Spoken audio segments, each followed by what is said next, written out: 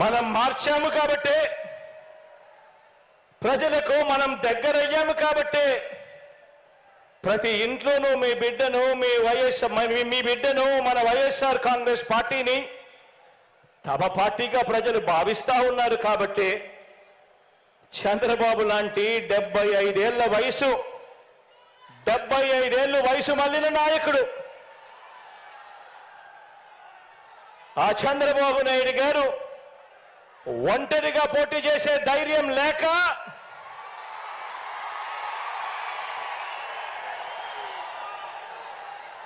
ఈ బాబు దత్తపుత్రుడితో సహా ఇతరులతో పొత్తు కోసం వెంపర్లాడుతా ఉన్నాడు అనంటే దాని అర్థమేమిటో ఆలోచన చేయమని అడుగుతా ఉన్నా.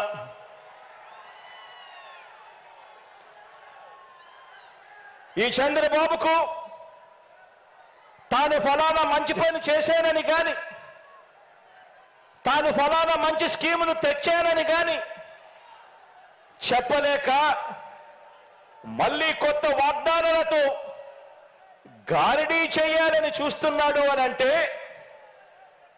దానికి అర్థమేమిటి? దానికి అర్థమేమిటో తెలుసా?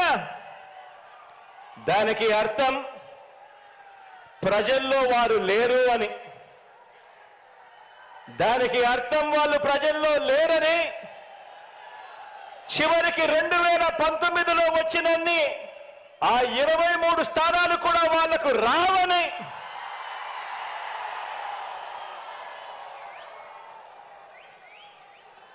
నూట 75 స్థానాల్లో కనీసం పోటీ పెట్టేందుకు వాళ్లకు అభ్యర్థులు కూడా లేరని,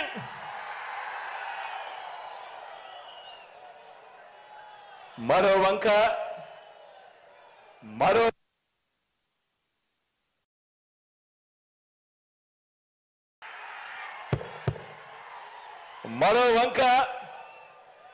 మన పార్టీని చూడండి. మన పార్టీ చరిత్ర ఓ విప్లవ గాథ. మన ప్రభుత్వ చరిత్ర ఇంటింటి విజయ గాథ. మన భవిష్యత్ సామాజిక వర్గాల ఇంద్రధనస్సు.